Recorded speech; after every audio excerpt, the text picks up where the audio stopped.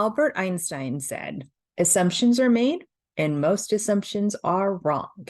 So that's going to be our theme of our video this time. Now, we've been dealing with a lot of assumptions lately when it comes to our weather. So I live in northern Arizona.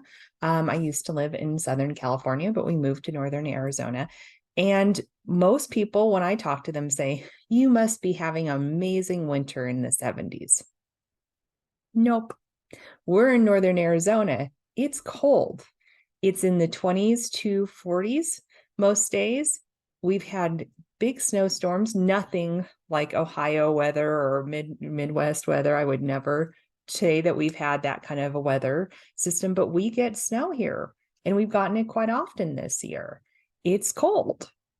There's tons of wind that happens in this area. Flagstaff has gotten tons of snow and they're only about an hour away from us.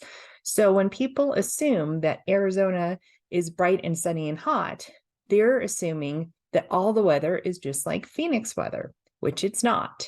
And so when I bring this up, I bring it up with love and caring because I see these same kind of assumptions happening all the time when it comes to our planning. Cash is a really good example.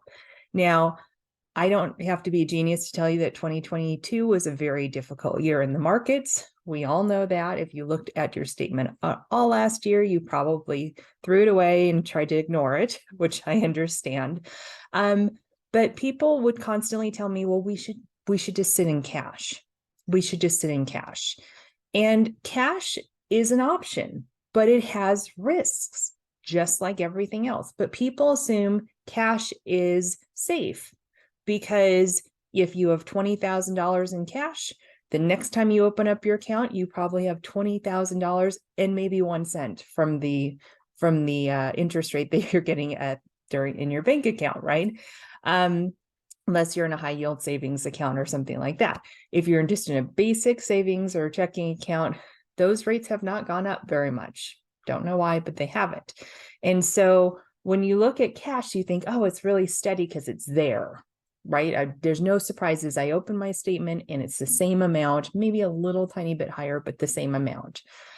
And here's my debunk of that. So cash is very heavily influenced by inflation. As we know, in 2022, inflation was quite high, 6 to 7%, let's say. It was transitory, moved a little bit. So let's just say 7%. Okay.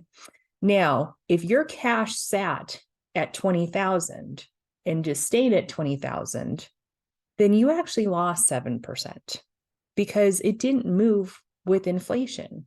It didn't add any buying power to you. So inflation actually took the value of your money down by whatever inflation is. Again, we're saying 7%, right?